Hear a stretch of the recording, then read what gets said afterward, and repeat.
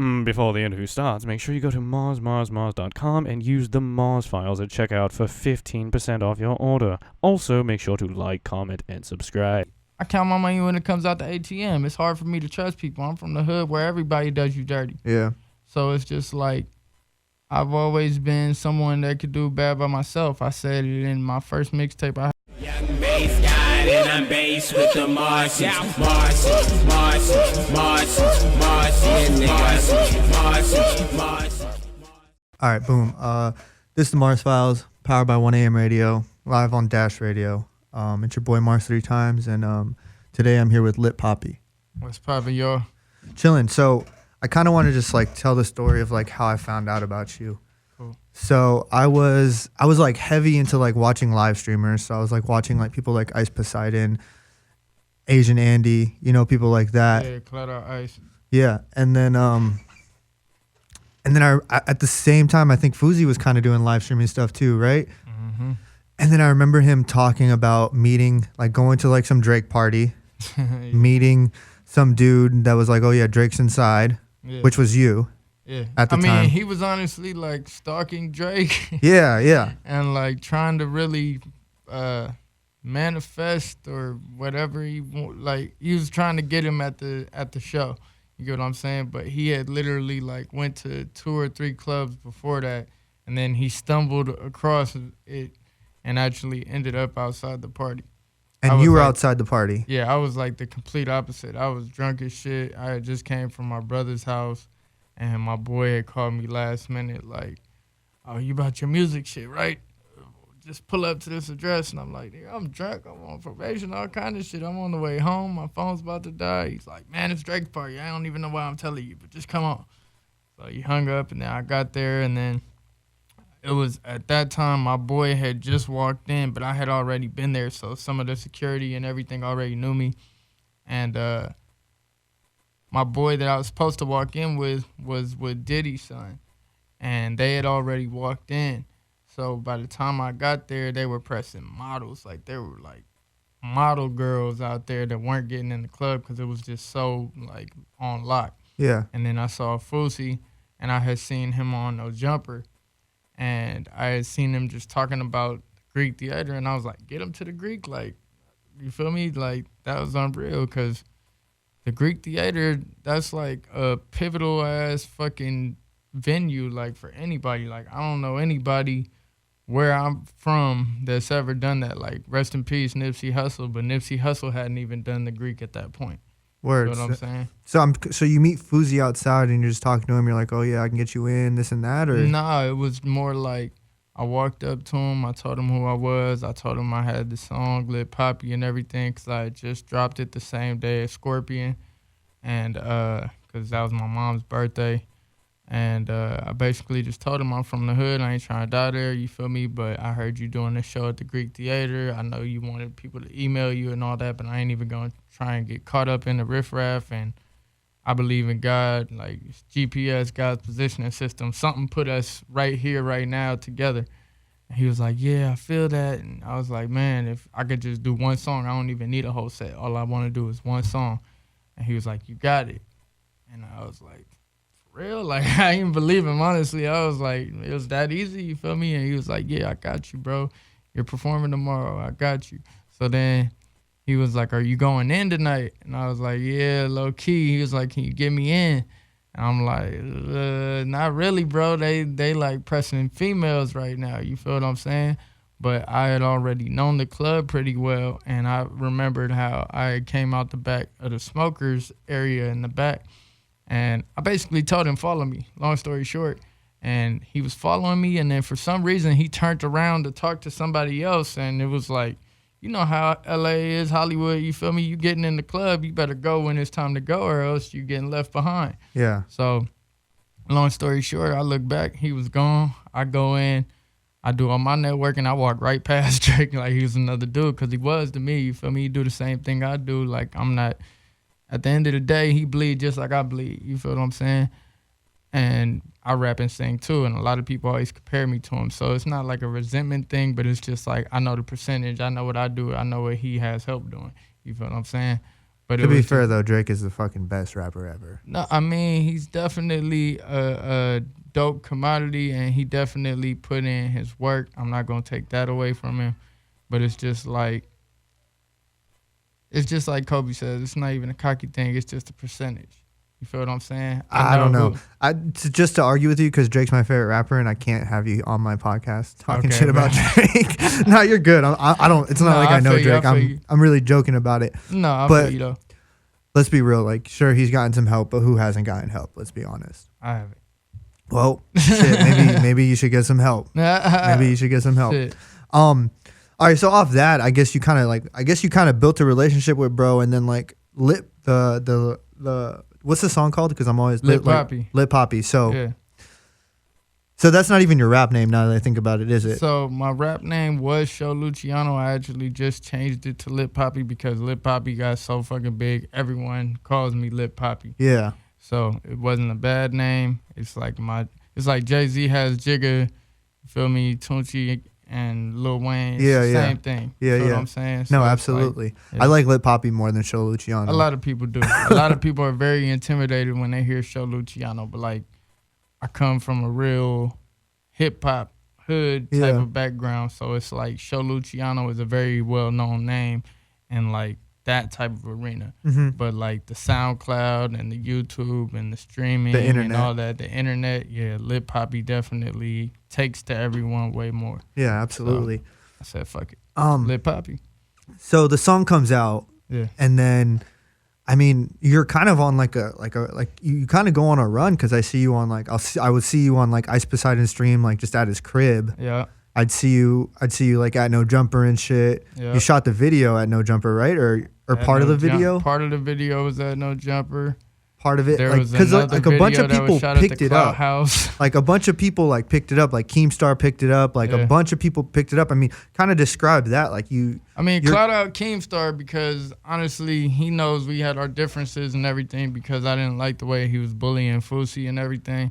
But it was just like, honestly, he orchestrated the No Jumper interview that I did get because he was already talking to Adam, and me and him were supposed to do an interview. And I have a picture and everything. Me, Fousey, and Keemstar were all at Hall of Fame. And we were right on Melrose, and we had all did like an interview. And Keemstar had already hit me up and got my number from my boy Mitchell that I knew from way back in the day. And he was in the Clout House with Keemstar, and Keemstar basically like told me after we got done talking to Fousey, he's like, "We're gonna do the interview tonight."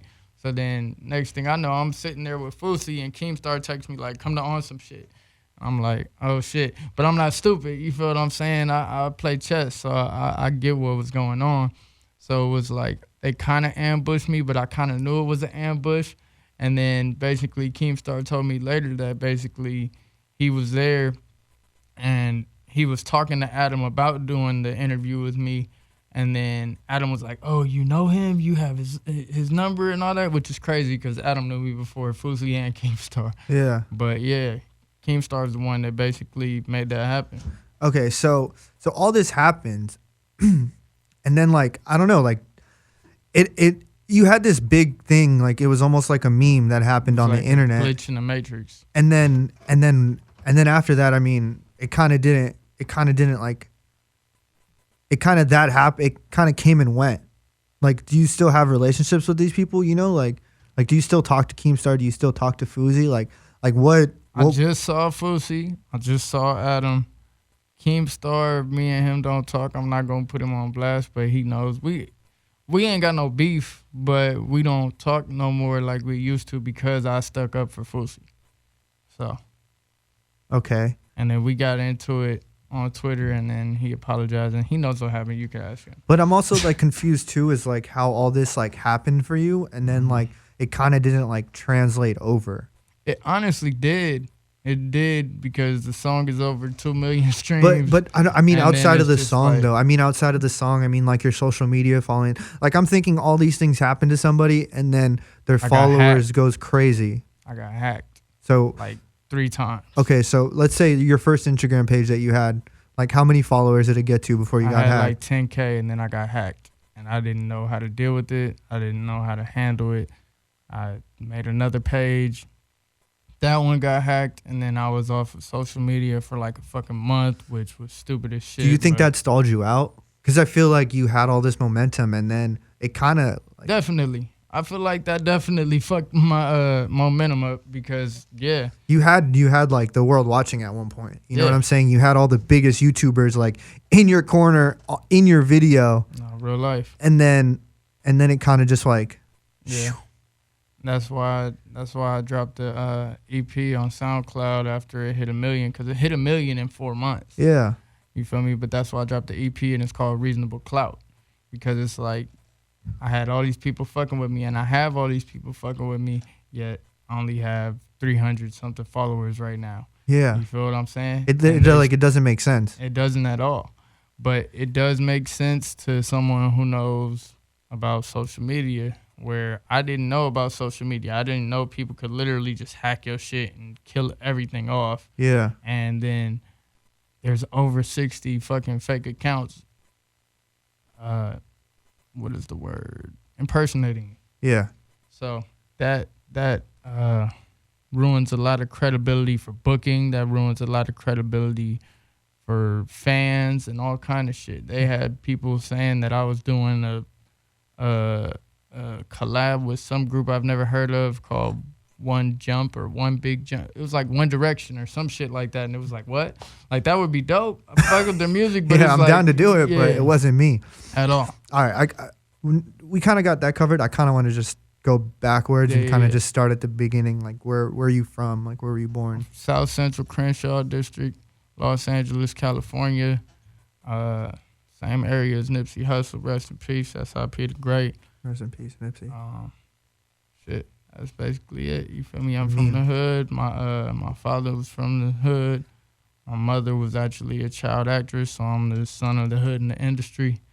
And yeah, man, it was like. I mean, what was it like growing up in South Central or in Crenshaw? I mean, it's definitely a place where you could be a statistic, or you could be like me. I'm a rebelling statistic, which means I'm not gonna discount the fact that I am still a statistic, but I'm a rebelling statistic, meaning I'm in this situation, I'm from here, but I didn't just become here. You get what I'm saying? Yeah. So there's a lot of people that just stick to the area. Like, I'll be honest, I didn't touch Fairfax or even know what that was till I was like 23.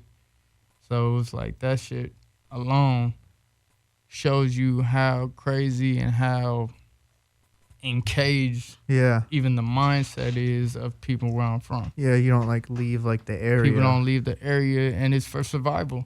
Because everyone has their area. Once you cross into someone else's area, that's not your area anymore, and you're going to have to protect your life. Yeah, I mean, so did you like deal with like a lot of stuff like gangbanging and stuff? Was it hard to like, is it hard to like stay away from it? Are you involved in the gang? Like, I mean, it's like,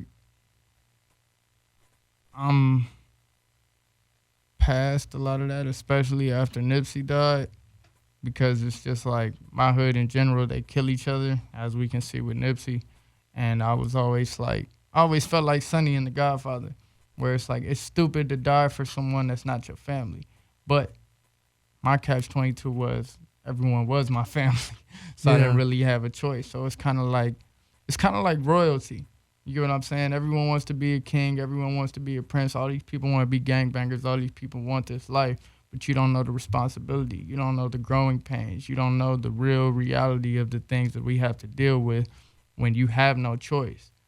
You look at a lot of these gangbangers or so-called gangbangers that they have now, especially in the music industry, and they had good-ass lives. They had fucking square parents that had, like, paper routes and shit like that. Like, well, like, for example, like with your my dad. My dad was a gangbanger, bro. My dad was a rolling 60 Crip. My pops was a Crip before I ever heard of Nip. You feel what I'm saying? Yeah. Nipsey was honestly the real reason that I probably didn't keep going full-fledged, because he showed me it was possible to be from where we're from and really do this music shit and actually be recognized on a level where it's respected by not only the nigga on the corner, but the white man that's reading the Wall Street Journal. Absolutely. You feel what I'm saying? Yeah. I mean, how did you get into music? I mean, I always loved music. Like I said, my mom's was a child actress. Even my pops love music. And it was like her dad was Al Wilson that sang this song called Show and Tell, which DJ Quick, basically all the hip hop sampled my grandfather, honestly. DJ Quick, Mobb Deep, T.I., like all of those people sampled my grandfather. And his biggest song was called Show and Tell. And that's why I took on the stage name Show. And then Luciano was because I was a hustler. And Lucky Luciano organized crime. I was very organized. I was the Danny Ocean out of everything. You feel what I'm saying? I always had to have every detail nailed down to the T, or else I wasn't even going to be involved in it.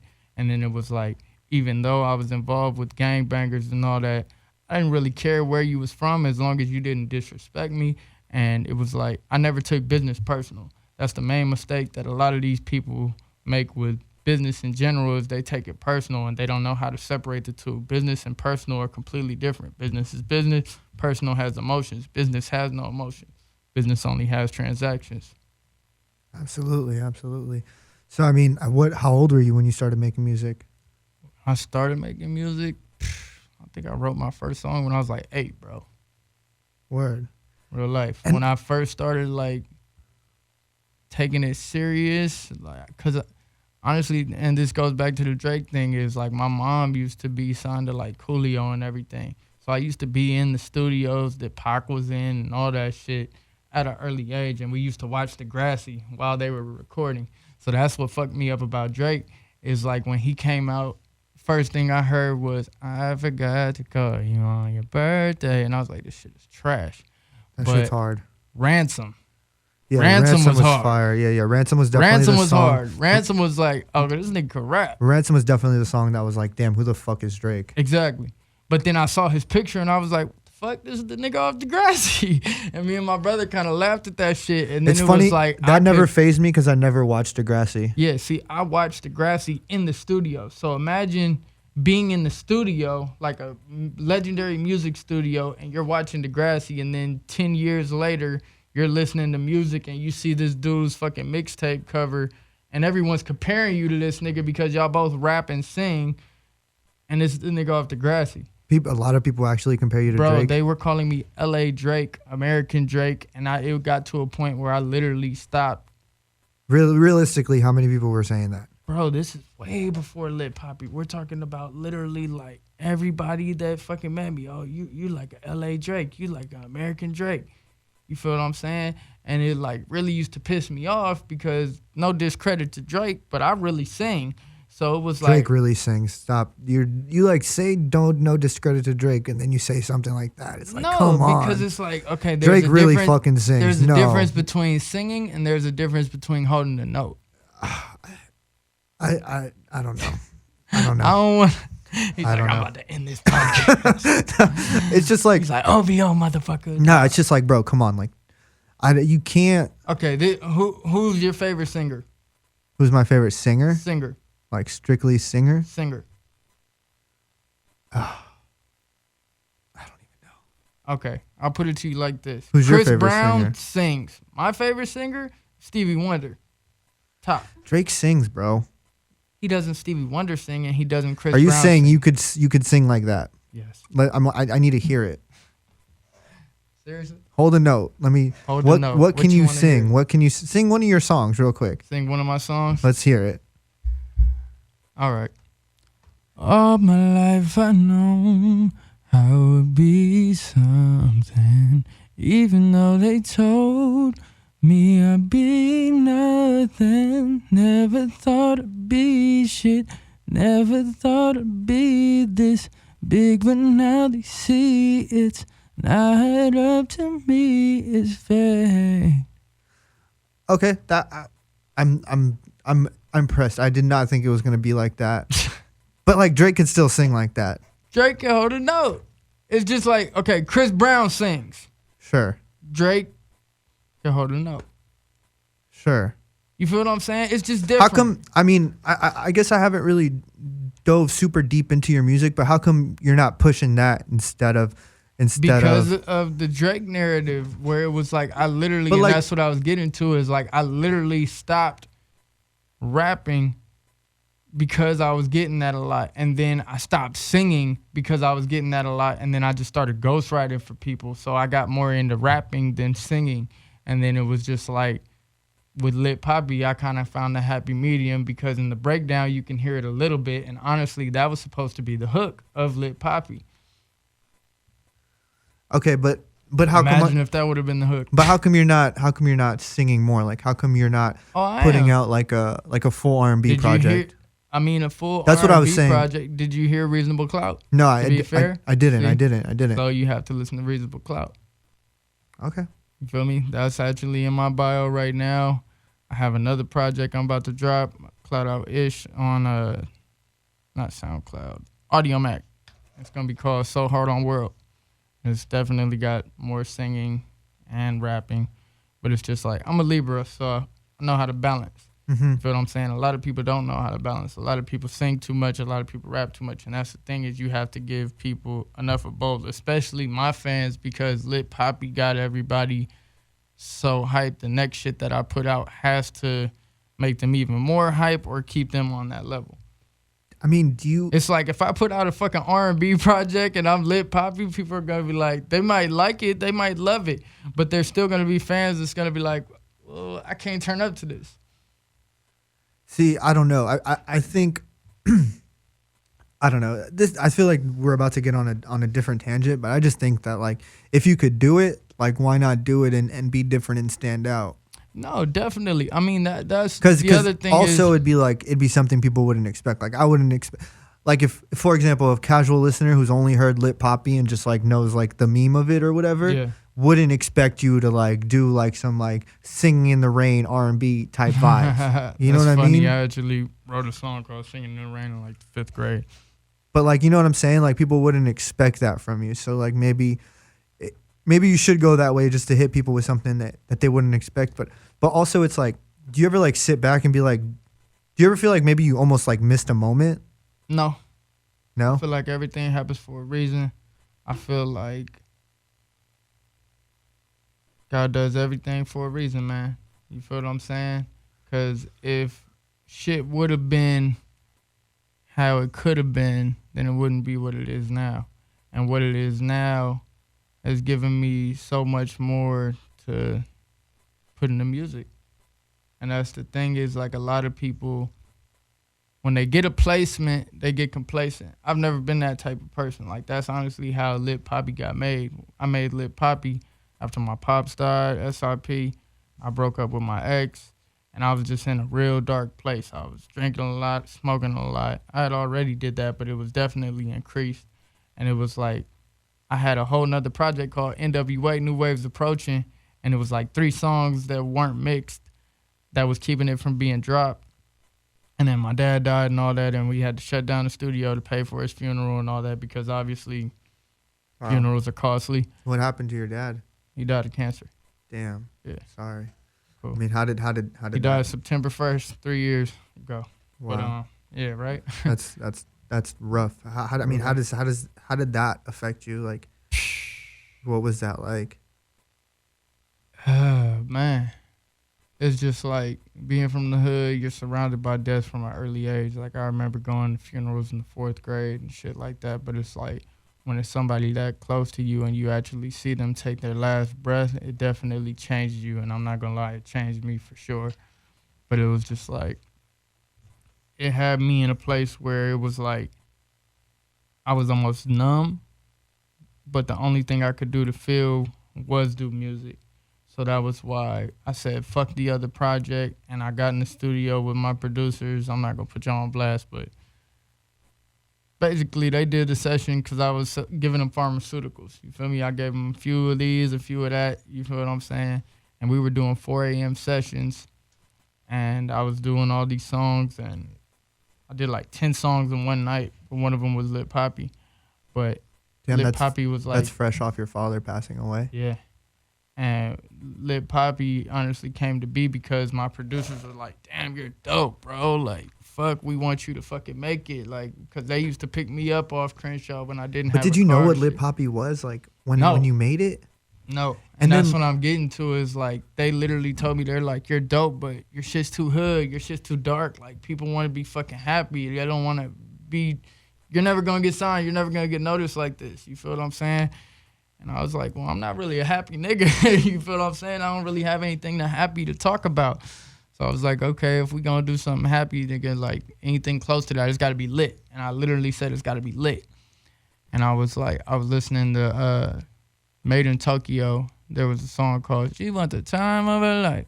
I did get down in one night. But the beat, it was K-Swisher, and that beat, the 808 was just like boom, boom, boom, boom, boom, boom, boom, boom, boom. So I pulled that up from my producer, and I was like, I need the 808s like this. I need this shit thumping like this. If you want me to do some happy shit, it's got to be lit, and it needs to sound like this. So I told him, we need 808s like that.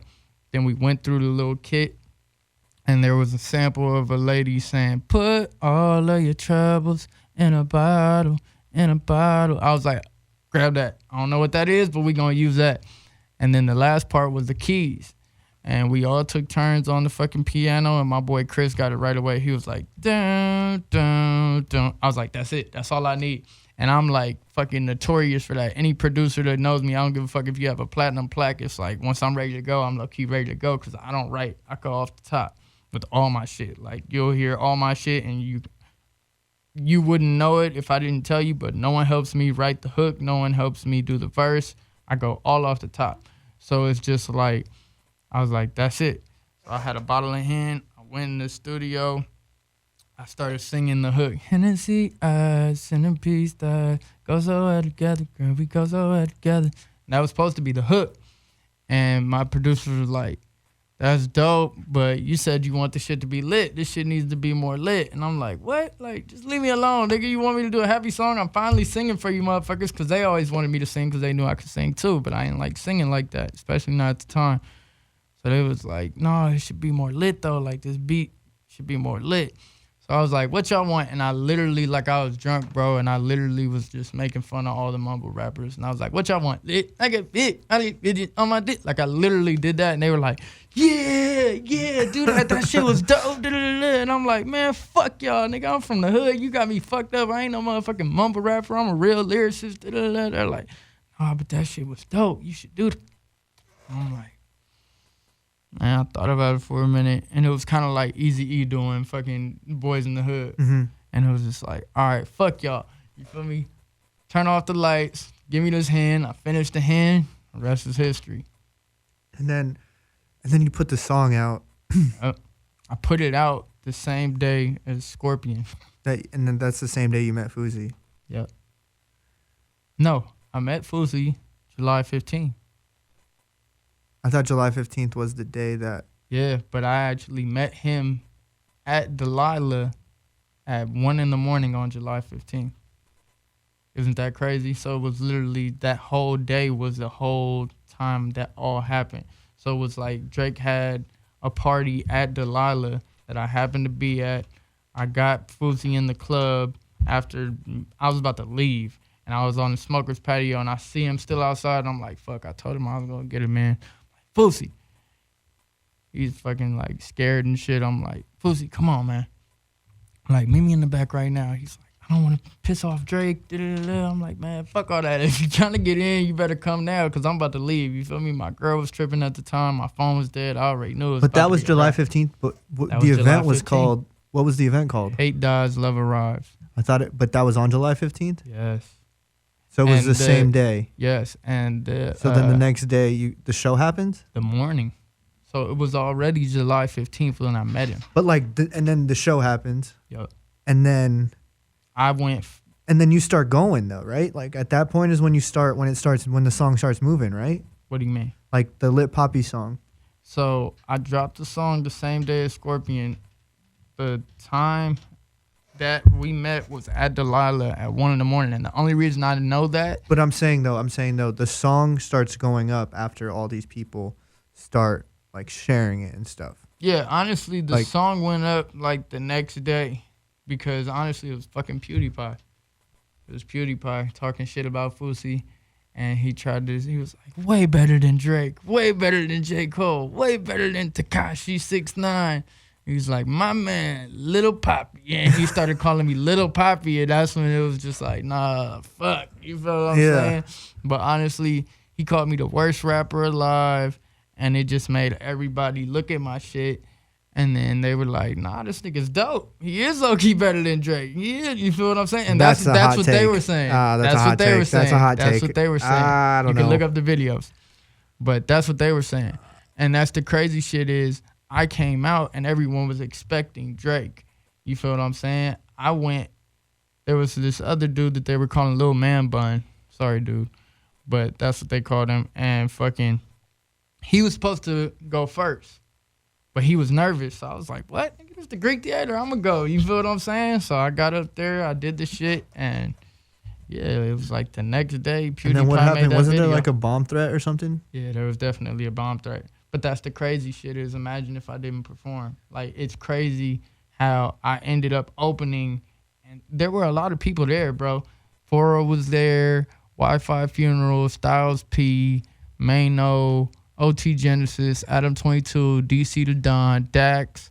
Like, there were a lot of big names low-key there. And Drake was actually supposed to come because I parked in his spot. And they made me, his boy, Fousey's boy Drew, made me and my boy move our car because they're like, Drake's about to park his Phantom right there. You feel what I'm saying?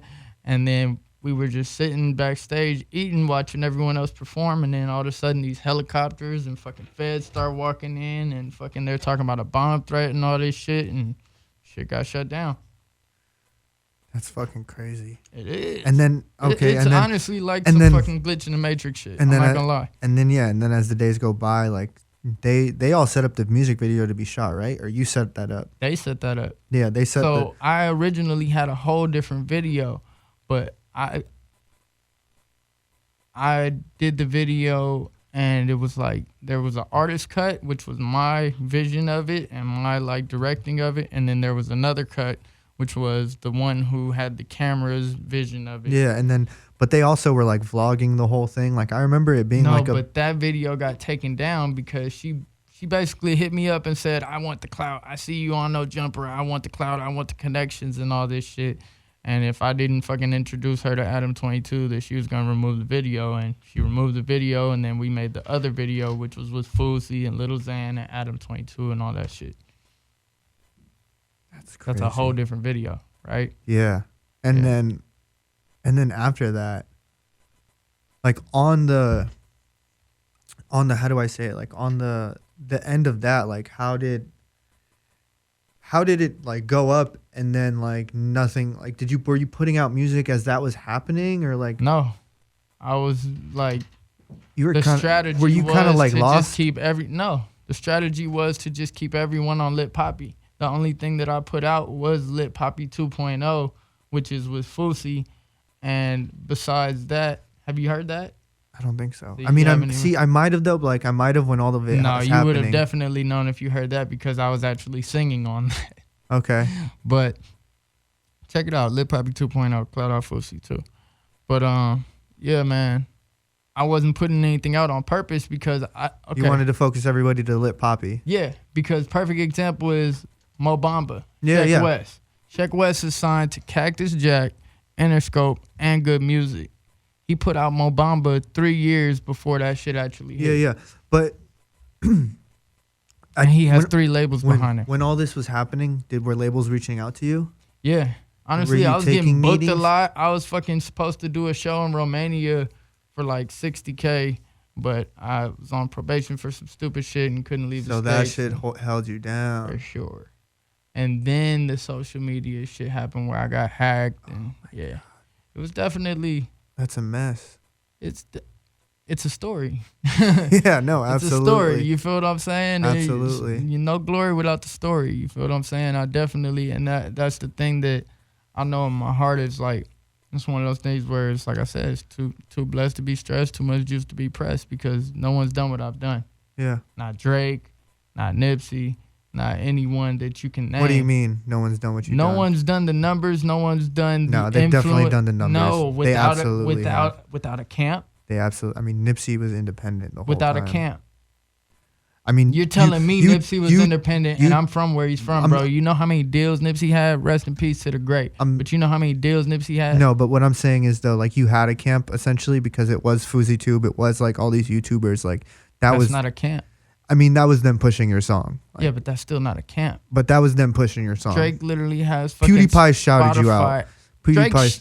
PewDiePie shouted you out. On me.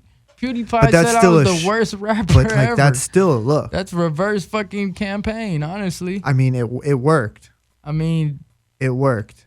I don't think that was his. I mean, I absolutely think that the fact that PewDiePie shouted you out on YouTube in whatever capacity he did, for sure. It put eyeballs on you. And for with sure, FouseyTube and with the Adam thing and with the Keemstar thing, all that shit got eyes on you. Otherwise, like, you know, it could have just been, it could have just gone with the wind. But that's the thing is, I didn't push it. They pushed it. The people pushed it. Yeah. You feel what I'm saying? Because that's what made Adam. That's what made Fousey. That's what made Keemstar. Is because everyone was talking about me. Yeah. Who the fuck is Lit Papi? Yeah. Who is this dude that just came out at an event at the Greek Theater from the hood?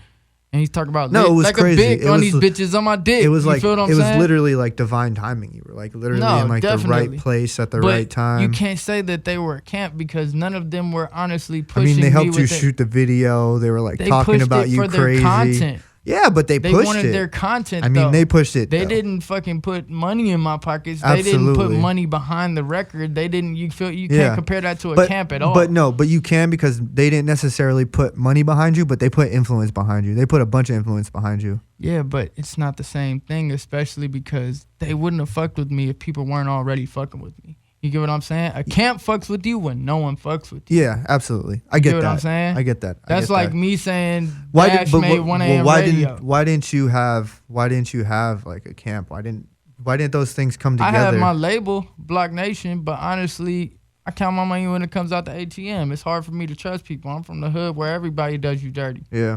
So it's just like I've always been someone that could do bad by myself. I said it in my first mixtape. I had a mixtape in 2013 called R&B Rapping Business.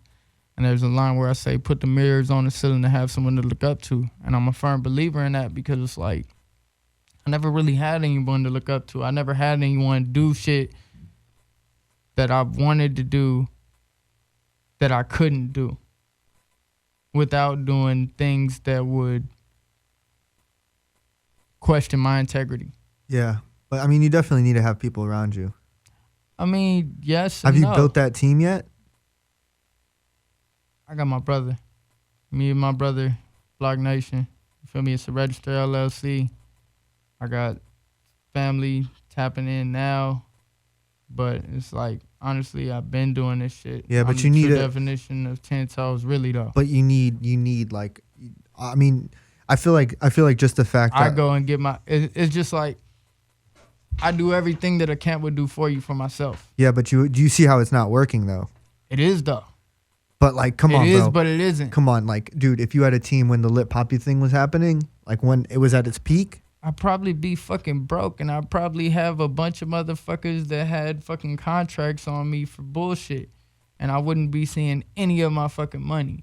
Whereas now I control all my fucking money from that Spotify. I went over 2 million streams because I went to the clubs, I went to the parties, I went to the events. I don't think that did as much impact as like somebody like PewDiePie shouting you out. Like I really don't think you going to the club did more for that song than PewDiePie saying, "Listen to this, it's the worst song ever." I mean, that's your opinion, but it's just like, but like you understand. There was a time where it hit 1 million in 4 months.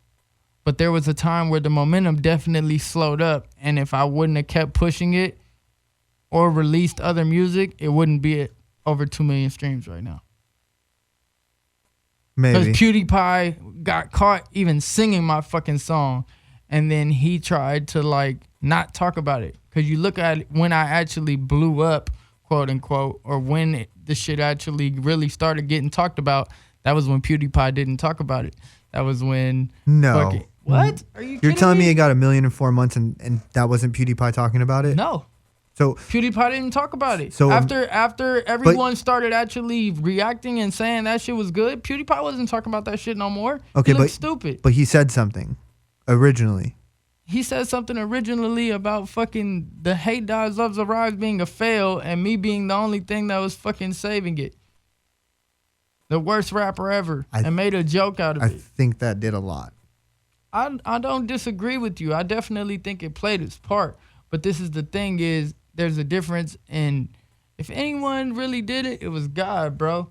Because you have a lot of people that tried to push the opposite motive. I mean, but it's like a Tekashi thing. It's like, that's why Tekashi did so good, because nobody liked him. I disagree. I disagree entirely because Tekashi looked for that attention. I didn't look for that attention. No, and I understand. I'm not even saying that you looked for it. I'm just saying, like, it did well because PewDiePie, like, hated on it, and then, like, it kind of... PewDiePie definitely put other eyes on it. I'm not going to take that away. But he tried to put negative eyes on it. But, like, you understand that is what I'm saying. Definitely. That's like the Tekashi thing, and that's why it worked. But Tekashi had a lot of people that loved him before the negative shit. And then he just started doing too much, and then motherfuckers really started hating on him because he started trying to gangbang too hard and fuck this rapper's bitch and do all this shit. And it was entertaining. Everyone watched it. Yeah. But it's just like, you can't compare me to Tekashi in any aspect. I'm not comparing you to Tekashi. I'm saying that what PewDiePie did with your song is like the reason that like Tekashi did so good. It's like the negative actually made things positive. But this is the thing, is people like you know who PewDiePie is. People like you know who Fousey is, and even Keemstar. But I didn't know who the fuck any of these people were before that shit happened. So you have to understand that there's different audiences all over the world. No, and I completely understand that. Don't even know who the fuck PewDiePie is but now, and he's got his following. But what I would tell you is I would put my money on it more than anything that the people that streamed the song know who those people are. Maybe. I would absolutely say so. I met a lot of people myself and told them about my music. No, and I'm sure you did that, but when, bro, like you understand PewDiePie has like what 100 million subscribers. You know like how many people like. It's not 100 million. I think it's 100 million. I don't think so. I think it is. I know Fousey has like 10 million. No. I know PewDiePie had like 80, maybe something like that. It was up there. I'm not no, gonna but lie. I'm saying now, like he's like, I think he just went over 100 million subscribers. Maybe I'm way off. I don't keep up with these dudes. Maybe I'm way off, but I'm pretty sure he just did. But anyways, yeah, huge channels, and definitely. And I guess we've kind of like gone off on like a tangent, but I guess like moving forward, like what's the plan? Man, keep putting out music.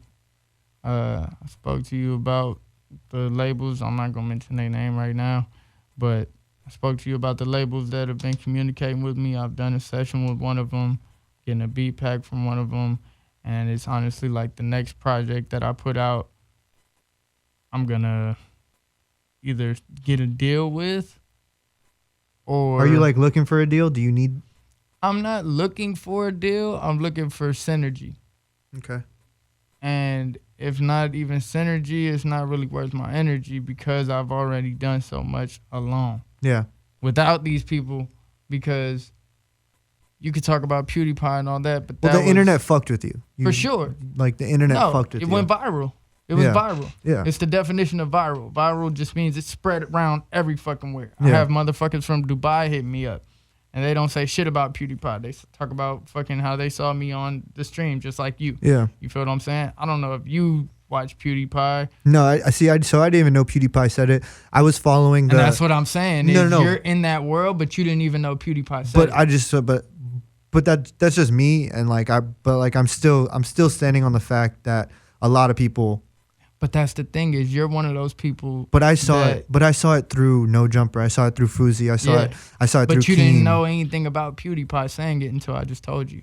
Yeah, but so you're proving my point. I'm not proving your point because I'm one singular person, and that shit has what, over 2 million streams. Yeah, but so you're like one singular person that is tapped into that. But I'm just tapped audience. into these other people. You're like a part of that audience. So let's say this audience gave you 200,000. Maybe PewDiePie gave you another 200,000. You know, like That's what I'm saying. Like I'm just on this side. You know what I mean? Like there's just it came from everywhere, but like I'm just wasn't a part of the PewDiePie family that went and saw it. Name one person from where I'm from that's had any of those influencers even know about them or talk about them. None. Exactly. None. Absolutely. No, you did that. I'm not taking that away from you for a second because you did that, and I remember watching it just being amazed. Just being like, wow, I cannot believe this kid just like went and like all this shit happened for him. Just like, it was just like I said, it was divine like Back timing. to the Future, yeah. It was like divine timing. Like you said, it was a glitch in the matrix. Like you just like, you literally like glitched it. And then all of a sudden you were like the talk of the thing. You know what I'm saying? So, and I was definitely following the story, and it's super interesting to like meet you and talk to you and just it's interesting to me because like you would think after all that happens, I would be bigger. Yeah, you'd be bigger.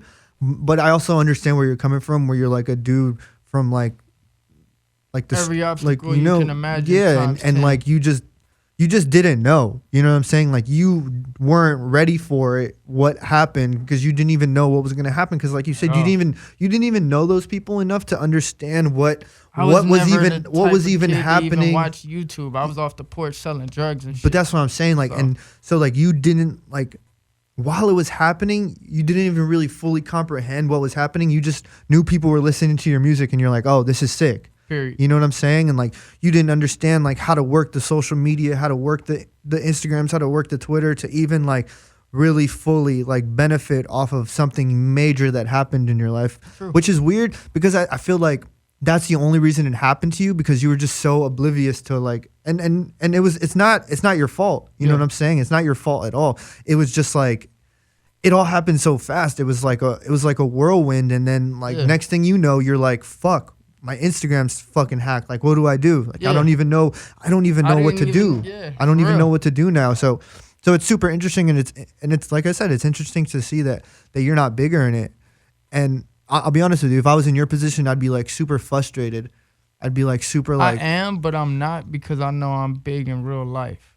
Yeah. It doesn't, like the social media definitely does. I need to be verified, motherfuckers, for sure. But in real life, the impact that I have on the world, the influence that I have on the world, they can't take that away. No, and I think it's. I still get recognized by random motherfuckers. I got recognized. I went to Benihana with my boy Joe Pesci for his fucking birthday, and the chef recognized me and started singing my fucking song. Like shit like that. Yeah, no, but that's what I'm saying. Also, is like you also like took it. So like because you didn't like really understand like the whole internet thing, like you did the footwork that like almost doesn't even exist anymore. You know what I mean? You would go to the club. Like I remember you talking to you on the phone and you're saying, "Yo, I'm going to the club to get the DJ to play my song."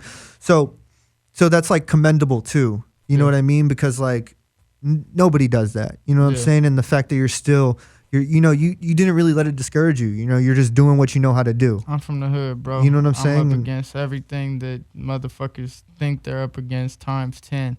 And it's like I was never taught to fold a bin. Period. I don't know how. Yeah. You feel what I'm saying? It pisses me off. That's why I say So Hard on World. That's your girl. They call me So because So Hard on World was, I'm hard on the world because the world was hard on me and I didn't have nobody to say, oh, we're going to help you. Oh, or this is what you have to do. Or like, you know, like, no, absolutely. Oh, I'm going to go get the song played for you. And it's also kind of weird too that you had all these relationships, but then once like honestly, it was because I fucking was too hood. Motherfuckers were scared of me, and I stuck up for Fousey a lot. And they just also like didn't understand like. Ice Poseidon fucked with me a lot. Cloud out Paul, cloud out Gary, cloud out Lucha, cloud out Adam, cloud out Fousey. But it was just like. It was just like honestly when Fousey left, that declined a lot of shit because everyone thought I was with him. I had to tell him I wasn't with him. I had to tell him he really left the country. And then everyone started talking about him. His boy, Adam Saleh, fucking Keemstar, to the point where I had to literally text Keemstar like, bro, leave this nigga the fuck alone. Yeah. Like, you were just like a dude. Who I am. Yeah, and you were just like a dude from the hood, and all these like people are just internet people, and they're just almost like talking shit to talk shit. They're literally just there for content. And I didn't understand that because where I'm from, nigga, you talk shit, you get your ass whooped. Yeah. And that's what Keemstar even understood at the end is, oh, he's not a fucking He's YouTuber. not an internet kid. Yeah, I'm not an internet kid at all. Yeah. You feel what I'm saying? I ain't nothing like you fucking rap niggas. So it's just like, it was a certain point where he literally just wouldn't let up on Fousey, and I text him like, bro, leave him the fuck alone. He's out of the country.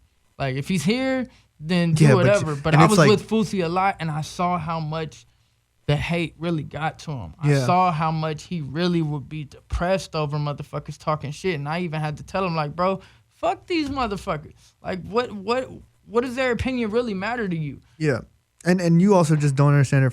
Didn't understand it at that point from a concept of like Keem is just, like you said, troll. making content and just like looking for the shit to talk about. Yeah. You His know what whole I mean? show is called fucking Drama Alert. Yeah, absolutely. But see, that's the thing that I had to learn about all these YouTubers is like, these motherfuckers will talk shit and then go have lunch the next day. Yeah. And it's like, you don't get it. Well, y'all motherfuckers don't have beef then, I guess. Yeah. Yeah. What's some advice you got for somebody who's like maybe in a similar situation as you? Shit. Or like was in a I was about to situation, say I don't really know a similar situation. Was in like before all this to happen, like was in a similar situation as you. Like, do you have any advice to give somebody? I mean, if you're out there and you're rare like me and you're in any type of way the similar situation that I'm in or was in, God bless you for one. For two, do what you put here to do. Don't listen to nobody else. Don't listen to the haters. They hated Jesus, so you know they're gonna hate us. But it's just like, you gotta realize that if you're still breathing, you're here for a reason. I was shot at close range 3 times. Like Jay-Z said, divine intervention. You feel what I'm saying? So it's like, I've known on multiple occasions, I'm here for a reason. Even before the Greek Theater, even before I met Fousey, before I knew any of these motherfuckers. Adam 22, when he had that bunk ass weed. I'm here for a reason. You're here for a reason. Find out what it is and do that shit. You got shot 3 times at close range? I got shot at. Oh. 3 shots, close range, never touched me. Divine intervention, just like Jay-Z said. And the dude that fucking shot at us was like where the corner of that room is. My brother was where you're at, and I was right here. I had another brother behind me. And it was over some gangbanging shit. Jesus. We went outside to fight, and this nigga pulled out a gun. Jesus.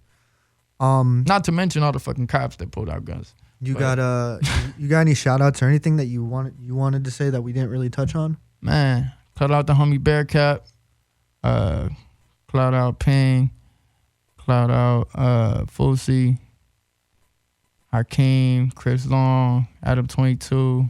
I also don't want to like miss anything. Like, did we miss something? I mean, you kind of covered a lot. I'm not gonna lie. I don't know how much time we have left. I don't know either, but it doesn't seem like we like. It doesn't seem like we're pressed to get out of here. If that's what you're worried about. Well, shit.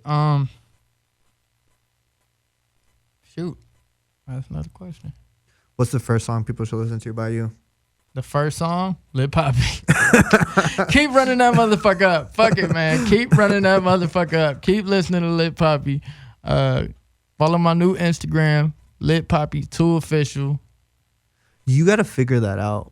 If somebody big is watching this or somebody that knows how to do Instagram, like help him out. Like he just needs some help with his little social media shit. Like help him make a new password and shit. Like it frustrates me that you're in this position. So you have to realize how much it frustrates me. Because you should have at least like 50K at the very least. You know what I'm saying? You should have at least 50K on everything because you had a moment, bro. You had a big moment. And no, my Twitter, everything was popping. I'm not gonna lie, bro.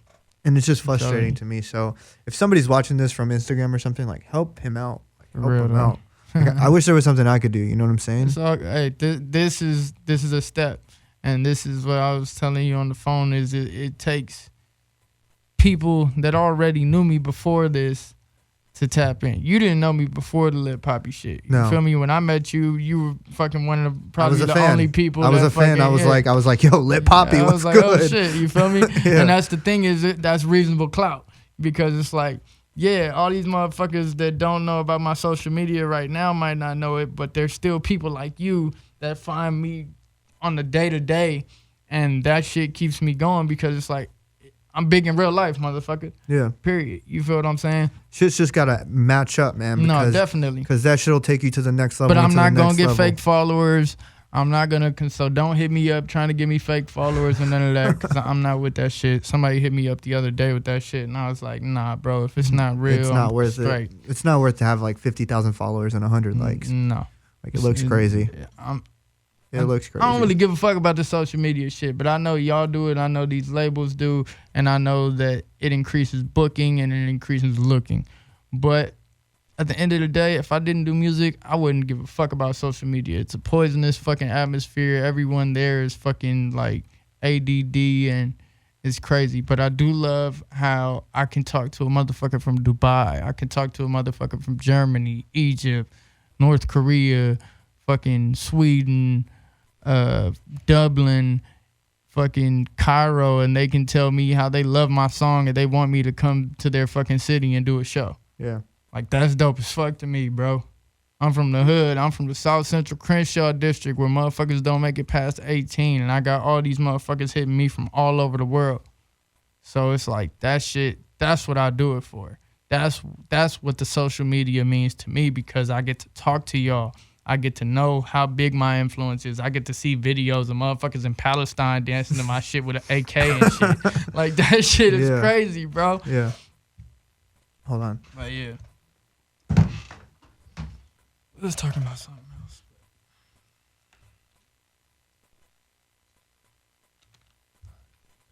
Oh yeah, go listen to Reasonable Clout. So the Instagram is called Lit Papi 2 Official. I dropped the EP for all my fans because all my fans wanted an album or a project. So I told them if we get Lit Papi to 1 million streams, it's over 2 million now if you didn't know. On Spotify, motherfucker. But it's on iTunes, Spotify, Google Play, Tidal, all that. But I dropped the EP on SoundCloud called Reasonable Clout. It's a 10-track EP. It's got me rapping and singing. And yeah, tap in, man. Tap in or tap out. Word. Yo, thank you so much for coming. This was dope. I appreciate you. I love this story, and I can't wait to see what happens in the future. Yep. All right, this is the Mars Files, and we're out. Shout out Mars. Peace. We out of here. Big gang.